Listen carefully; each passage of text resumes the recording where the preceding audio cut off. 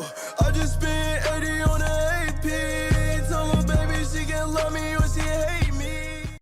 Yo man, what is going on YouTube? It is Cirx1K or truly Cirx. We are back with once again another video. Today we got a real discussion, man, because there's a lot of talk about what you should do with your wingspan on your mod players, and I don't want all my subscribers to be blowing money wasting it on a player that they gonna have to remake in a couple months. So with that being said, I decided, you know what, I'm gonna make a video. I'm gonna share my opinion on everyone's thoughts about the wingspans and everything like that. I'll tell you what I think. I want y'all to tell me what you think in the comment section below, because like I said, I want this to be a real discussion. I want to get feedback from this, because I want to know what y'all think, and maybe y'all can change my mind if y'all don't feel the same way as I do. So without further ado, let's just get right into the video. Now we all know everyone's talking about the fact that like the shooting is really affected by your wingspan, and I'm not going to try to sit here and like lie about that, act like it's not true, no, none of that, because that is really true.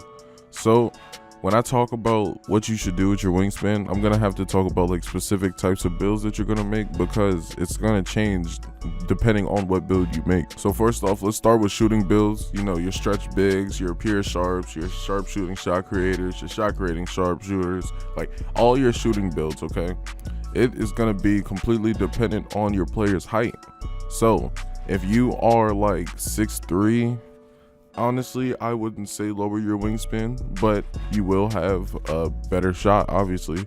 So like that's gonna be like a choice that you're gonna have to make on your own. But think about this: if you're already 6'3", you want to make your wingspan minimum on top of that, you're gonna be too small. So all these guards that are gonna be like 6'5" to 6'7", you're gonna be completely outmatched, and it's not. I mean, it is your fault, because you shouldn't do that. That's why I think you should keep it at default. And I'm just gonna say right now, for any build, if you want to be safe, just put it default. Just keep your wingspan default and rock out with it. You're not gonna lose your ball control, and you're not gonna lose anything else major. And you know, you might not make a mistake. But on the defensive side of the ball, if you're already small and you have a small wingspan, it's not gonna be a good thing to do. Now, slashers. I'm thinking about making a YouTube video about slashers, because these are really surprising me this year. But I really think that you should always have default wingspan or bigger as a slasher, because you're already not going to be able to shoot like that. So what is it to lose 1 or 2 more ratings? And then on top of that, you're going to already have better defense than every other build besides lockdown defenders. Because if you did not know, slashing builds do have better defense than playmakers, shot creators, and sharpshooters. So if you want a little bit better defense, always be able to finish, have a good have good wingspan, you're gonna be able to dunk on people. It's gonna give you an advantage there and everything. So I think all around, if you're a slasher, you're gonna want that build to be as big as possible. Now, shot creators and playmakers, they're gonna be under the same boat, because it's gonna be the exact same thing. Like I said, every build I would prefer that you would go default, but if you're a sharpshooter, I understand why you wouldn't. But with the playmakers and the shot creators, this is going to be completely dependent on your player's height. So if you are above 6'5", I would say then you can start putting your wingspan smaller, because you're going to want the shot advantage, and you're already going to have a height advantage. So that like if you're 6'5", your smallest wingspan is going to be higher than the smallest wingspan of a 6'4" player.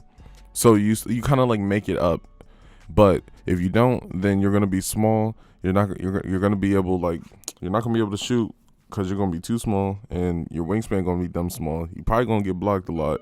You ain't gonna be able to finish. It's just gonna be a whole problem. And those builds already can't shoot. So if you're small and you just make everything else harder to make your shooting better, I just wouldn't agree with that.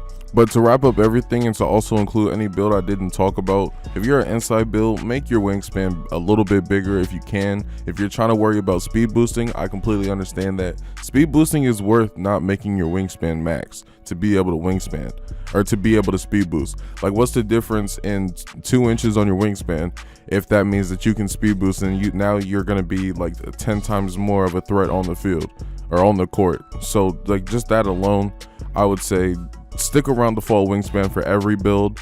if that's gonna be like the safest bet. But if you're a shooting build, you know, maybe you want to tone it down a little bit. If you're inside, you maybe want to bring it up a little bit, but the safest thing is always gonna be to keep it default. But let me know what y'all think in the comment section below. If you agree, if you don't, just let me know. It has been truly Cirx or Cirx1K, man. If you enjoyed, definitely be sure to leave a like, comment, and subscribe.